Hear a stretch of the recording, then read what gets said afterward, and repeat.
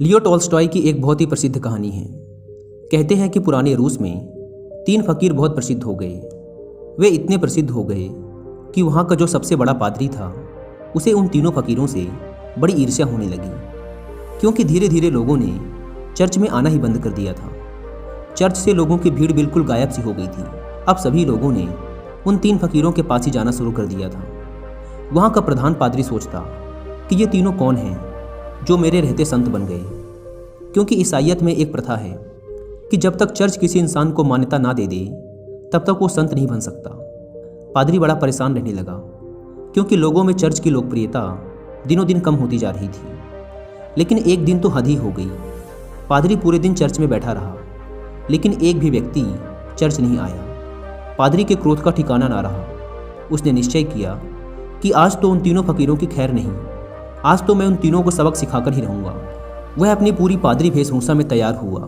उसने सोने का ताज पहना, हाथ में प्रधान पादरी का प्रतीक वाला सोने का डंडा लिया और चल पड़ा उन तीनों से मिलने। वे तीनों एक बड़ी सी झील के उस पार रहा करते थे। पादरी एक नाव में बैठकर झील के उस पार पहुंचा। थोड़ा आगे चलने पर उसे एक बड़े से पेड़ के नीचे 3 सीधे साधे से इंसान बैठे हुए दिखाई दिए। वे तीनों पलथी मारकर चुपचाप उस पेड़ के नीचे बैठे हुए थे। पादरी ने उनके पास जाकर कहा, क्या तुम तीनों ही वो प्रसिद्ध संत हो जिनके कारण लोगों ने मेरे चर्च में आना बंद कर दिया है? उन तीनों ने कहा, संत? अरे नहीं नहीं, हम किस बात के संत? हम संत बनने के लायक नहीं हैं। ये तो यहाँ के लोग कहते हैं कि हम तीनों संत हैं। पता नहीं किसने ये झूठी अफवाह फैला दी, जिसे सुनकर लोगों की भीड़ यहाँ आती है। हम तो रोज़ ही इन्हें मना करते हैं कि यहाँ मत आया करो, लेकिन हम जितना मना करते हैं भीड़ उतनी ही बढ़ती जा रही है। हम इस भीड़ से परेशान हो चुके हैं। ये भीड़ भाड़ हमें रुचती नहीं। हम तो एकांत में ही रहना चाहते हैं। अच्छा हुआ आप आ गए। अब आप ही बचाइए हमें इस भीड़ से। यह सुन वह पादरी तो खुशी से फूला न समाया। सोचने लगा, ये तो बड़े ही भोले लोग निकले। खटिया खड़ी कर दूंगा इन तीनों की। आज तो इन तीनों को लाइन में लगाकर ही जाऊंगा। पादरी ने पूछा, लेकिन तुम तीनों करते क्या हो? उन्होंने कहा, कुछ नहीं, बस इस पेड़ के नीचे बैठकर ईश्वर की प्रार्थना करते हैं। पादरी ने पूछा, बाइबल कहाँ है? उन तीनों ने अपना सिर नीचे झुका लिया। पादरी ने पूछा, क्या हुआ? उन्होंने कहा, अब क्या बताएं आपसे, हम तीनों ही अनपढ़ हैं, हमें पढ़ना नहीं आता। बाइबल रखकर भी क्या करेंगे? यह सुनकर तो वह पादरी और भी खुश हुआ। सोचने लगा, अनपढ़ हैं फिर भी इतने सारे लोगों को बेवकूफ़ बना रखा है। इनकी तो मैं मटिया मेट कर डालूंगा, पूरे शहर के सामने इनकी बेइज्जती करूंगा। पादरी ने पूछा, फिर तुम लोग प्रार्थना कैसे करते हो? चर्च की प्रार्थना तो तुम्हें याद होगी ना? यह सुन उन तीनों ने फिर से अपना सिर नीचे झुका लिया। पादरी ने पूछा, अब क्या हुआ? तुम लोगों ने फिर से अपना सिर नीचे क्यों झुका लिया? उन्होंने कहा, क्या बताएं, बड़ी लज्जा आ रही है आपसे बताते हुए कि हमें प्रार्थना भी नहीं आती। पादरी ने आश्चर्य से कहा, क्या तुम्हें प्रार्थना भी नहीं आती? उन तीनों ने नाम में अपना सिर हिला दिया। पादरी ने कहा, फिर तुम तीनों प्रार्थना करते कैसे हो? उन्होंने कहा, आपके चर्च की प्रार्थना तो बड़ी लंबी चौड़ी है, हम अनपढ़ गवारों को याद ही ना हो पाई, और फिर गलत पढ़ने का कोई मतलब भी नहीं है। इसलिए बहुत सोचने के बाद, बहुत गणित भिड़ाने के बाद हमने अपनी खुद की एक प्रार्थना बना ली। यह सुन पादरी जोर से चिल्लाया, क्या तुमने अपनी खुद की प्रार्थना बना ली? प्रार्थना तो सर्वमान्य होती है, शास्त्रों में लिखी होती है, हजारों हजारों साल पुरानी होती है। जीसस को तो प्रार्थना खुद परमात्मा ने सिखाई थी, लेकिन तुम लोगों ने अपनी खुद की प्रार्थना बना ली। उन्होंने कहा, हमसे बहुत बड़ी गलती हो गई, हमें माफ़ करें। हम अनपढ़ गंवार इंसान, हमें कुछ नहीं पता। अब आप हमें जो प्रार्थना सिखाएंगे हम वही प्रार्थना आज से करेंगे। हम आपके पैर पड़ते हैं, हमसे बहुत बड़ी गलती हो गई, हमें क्षमा करें और आप हमें अपनी वाली प्रार्थना सिखाएं। लेकिन पादरी के मन में भी जिज्ञासा जागी कि देखूं तो इन्होंने कौन सी प्रार्थना बनाई है। पादरी ने कहा, पहले तुम लोग मुझे अपनी प्रार्थना सुनाओ।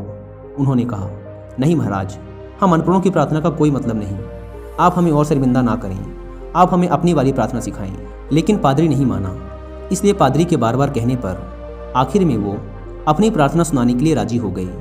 उन्होंने कहा, हमने बहुत सोचा, बहुत विचार किया, लेकिन हमें कोई प्रार्थना ना सूझी। फिर हमें याद आया कि ईसाईयत में तो भगवान के 3 रूपों को माना गया है, इसलिए हमने इसी पर अपनी प्रार्थना बना दी।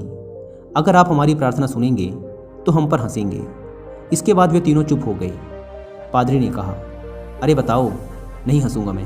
उन्होंने कहा, भगवान के 3 रूप हैं, इसलिए हमने प्रार्थना बना दी कि हम भी 3, तुम भी 3, हम पर कृपा करो। यह सुन तो वह गंभीर पादरी भी हंस पड़ा। बोला, जिंदगी में बहुत प्रार्थनाएं सुनी, पर ऐसी प्रार्थना कभी ना सुनी। वह मन ही मन सोचने लगा, बड़े बेवकूफ़ लोग हैं, आज तो इनकी यक्त ठिकाने लगाकर ही जाऊंगा। इन तीनों को मेरे पास चर्च में आना ही पड़ेगा। उन तीनों ने कहा, आप हमारी छोड़िए, अपनी प्रार्थना सिखाइए, हम आज से वही करेंगे। पादरी ने उन्हें चर्च की प्रार्थना सिखानी शुरू की। उन्होंने कहा, एक बार और। पादरी ने फिर सुनाई। उन्होंने कहा, एक बार और। पादरी ने तीसरी बार सुनाई। उन्होंने कहा, एक बार और, कहीं भूल न जाएं। पादरी ने फिर सुनाई। उन्होंने कहा, एक आखिरी बार और।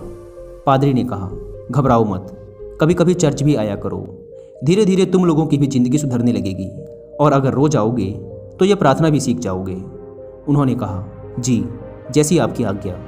पादरी बड़ा खुश हुआ। उसने कहा, तुम लोग डरना मत, चर्च आओ, मैं तुम्हें माफ़ कर दूंगा और लोगों से भी माफ़ करवा दूंगा। उन्होंने कहा, आपका बहुत बहुत धन्यवाद, आप बड़े महान इंसान हैं। पादरी ने सोचा, चलो एक झंझट छूटी, इन मूर्खों को तो लाइन पे ले आया। वह अपनी नाव पर बैठकर वापस जाने लगा। नाव अभी झील के बीचों बीच पहुंची ही थी कि पीछे से कुछ लोगों के चिल्लाने की आवाज़ आई। पादरी और माझी ने पीछे मुड़कर देखा तो उनकी आंखें फटी की फटी रह गई। वे तीनों पादरी को पुकारते हुए झील के पानी पर दौड़ते हुए चले आ रहे थे।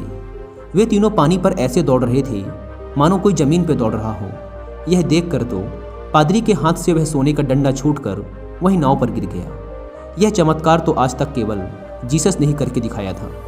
वे तीनों भागते हुए नाव के किनारे आकर खड़े हो गए और पादरी से कहने लगे, आप वो प्रार्थना हमें एक बार और सुना दें, हम उसे भूल रहे हैं।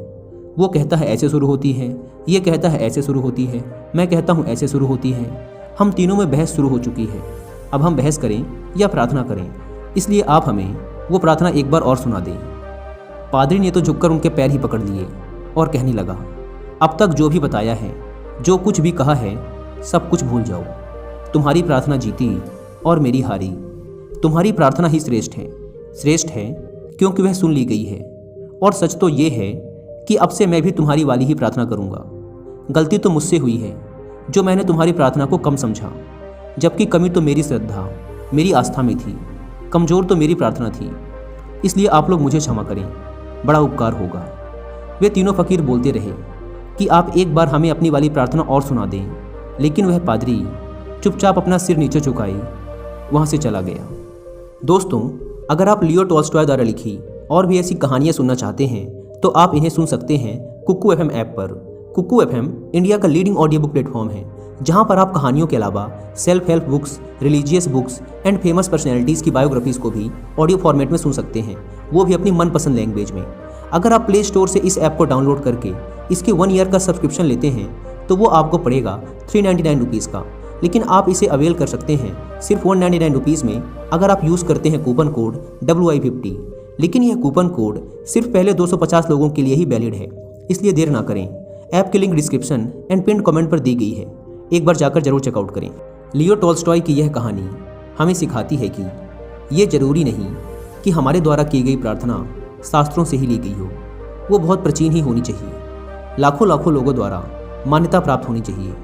अगर हमारी प्रार्थना सच्ची है, सच्चे मन से की गई है, तो वो परमात्मा के द्वारा जरूर सुनी जाएगी, फिर चाहे वो 2 शब्दों की साधारण सी ही प्रार्थना क्यों ना हो।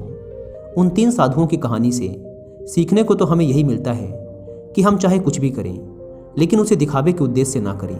हम जब भी किसी काम को करें तो हमारी पूरी आत्मा उस काम में उतर जानी चाहिए, उस काम के प्रति हमारा पूरा समर्पण होना चाहिए। अगर हम हर काम को इसी तल्लीनता के साथ कर पाए तो हर काम में हमारी सफलता निश्चित है, जैसे कि उन 3 साधुओं के साथ हुआ था। उन्होंने अपनी प्रार्थना को इतने समर्पण भाव के साथ किया था कि प्रार्थना उन्होंने नहीं, उनकी आत्मा ने की थी। फिर उनकी प्रार्थना इतनी सच्ची हो गई कि ईश्वर भी उनकी प्रार्थना को सुने बिना ना रह सका।